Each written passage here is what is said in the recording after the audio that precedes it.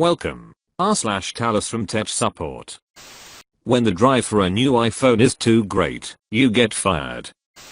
I work as an executive support technician for a large company. I have a team of 8 people under me, and we support high-ranking executives and their administrative assistants. Because of the nature of our work, we have the ability to get things done that the standard help desk cannot. We can force upgrades that would otherwise be denied, get things expedited, skip the normal procedures, and talk directly with the people who fix the issues. While we are executive support, there are still levels. When the CEO is in town, one of us is camped outside of wherever he might be in case there is any sort of issue. For lower people, we make sure things get done as quick as possible, but it's not a drop everything situation.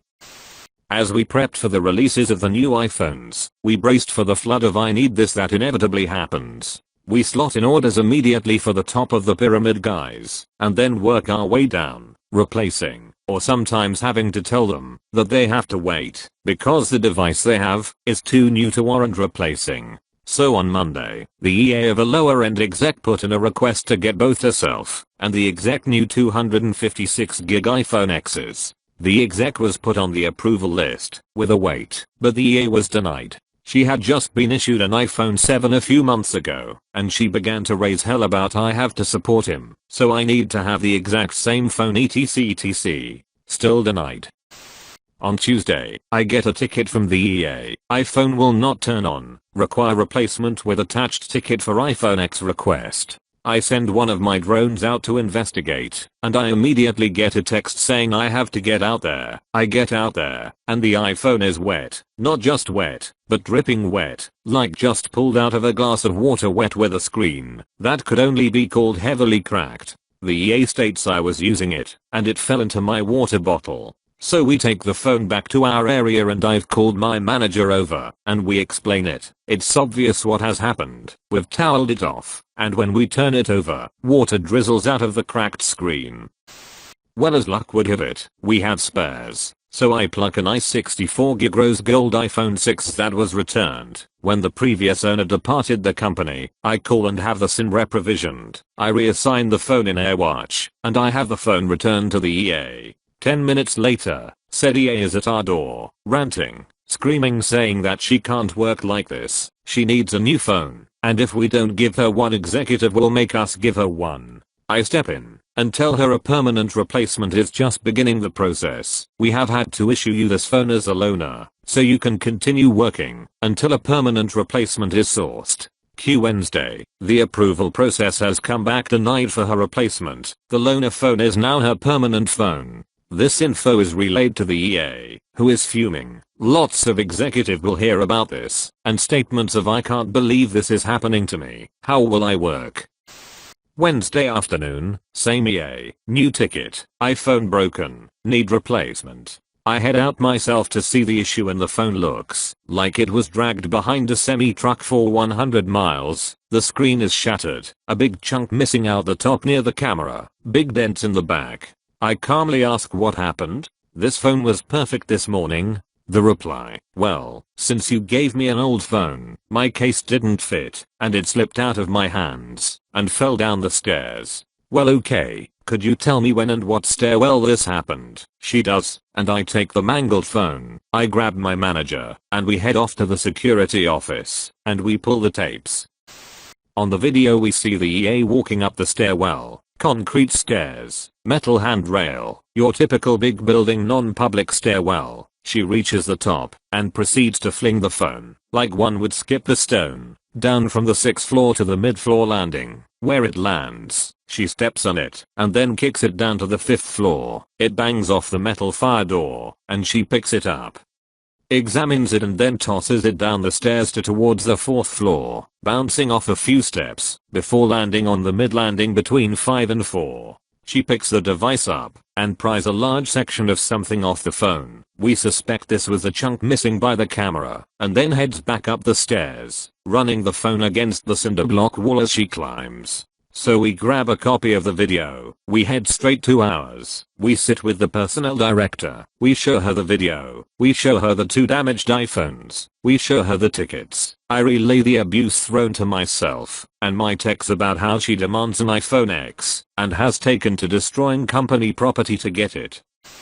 Termination follows. However, the user has gone home for the day. Her accounts are disabled. Her security badge flagged. 7:30 a.m. today. The EA attempts to get into the building and her badge does not work, so she has to walk to the security office. The security officer takes the badge and walks her to ours. 8 a.m. The security officer and 2 members of ours are escorting the EA out of the building. She's alternating between yelling and crying, demanding that executive be called, and that she's being framed. As she's brought through the main foyer, I'm on the 2nd floor balcony that overlooks the entrance. She looks up at me, curses me and is gone. Both phones, her laptop and other equipment have been placed with the legal team as a precaution.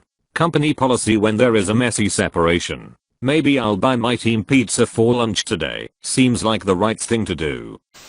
I feel like I'm the only person on the planet who has never destroyed an iPhone. Seriously, never cracked a screen, never damaged, ever. As soon as I get my new iPhone, I get a top-notch case, because I know I'm clumsy as fuck, and have a tendency to drop shit, and a high-quality screen protector. Immediately put them on, and never take them off. My teenager learned the hard way that I wasn't going to be buying him a new phone every time he damaged it. When he dropped his first smartphone in the toilet 1 month after we got it for him, he ended up working 2 old HTC phones, using one to charge the battery and the other as the phone, for nearly 2 years before he came to his upgrade date and he got his Samsung 5. He babied the hell out of that thing. Too real, man. We had an employee who left their work computer, snazzy MacBook Pro, in a cab. The replacement was 1 gen behind, but as far as he was concerned it was a trial from the devil himself, and he demanded a working computer. When we proved at every turn that the machine he had was more than sufficient to carry out his tasks, and that his claims of nothing works, and it takes 5 minutes to boot were categorically false. All of a sudden it has liquid damage from before he got it that all of a sudden worked its way through enough to damage it. Brought it in, full of beer. The MacBook. 6 days later he got a brand new top of the line Touch Bar MVP, and I lost all respect for our administration. I like your thought process here, and I really like the options presented by commenters. However, I've been handed company cell phones since the last guy departed. I'm seeing a bunch of this shit going on. One guy even claimed that his phone was stolen. Luckily for me, I issued stolen iPhone dude's iCloud information and told him to reset. They never do, so I was able to log in and use Find My iPhone to locate. It was on site. I also had a hunch that this not so bright individual actually had the phone on him, as I heard a buzz while talking to him. He doesn't have a personal. What did I do? I loaded Find My iPhone on my phone, and as I was about 2 feet away from him I said, "Hey, I think I found your phone," then proceeded to turn on the beeper at maximum volume. It was in his pocket. I looked at his pocket and said, "Ha, there it is," and walked away.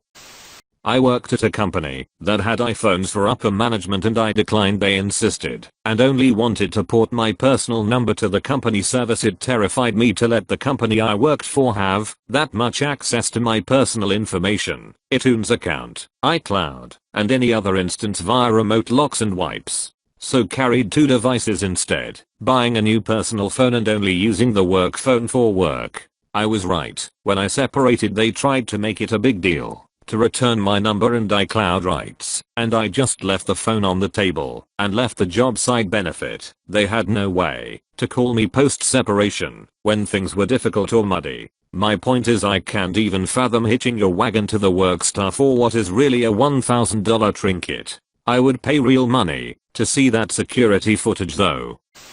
I have this happen a lot with a particular employee. She has to have all kinds of foolishness. Doesn't understand why it is not warm to her needs. Could it be that she has a laptop, desktop, 3 printers, a fax machine, a 32-inch screen with Google Cast running on it, an iPad and 2 iPhones in her office? She once trashed 2 phones in 1 week. The second looked like it stormed the beaches of Normandy. Completely destroyed, where you could slide the inner guts of the phone out the front. She wanted, direct quote, an expensive phone like the others have. I need that to work, just buy it. She has an iPhone 6 SE now, and we have been watching her closely. Currently her work has included changing her office around and moving furniture weekly. Wait, you doubt the over-entitlement? Here is your confirmation. She is the hour person.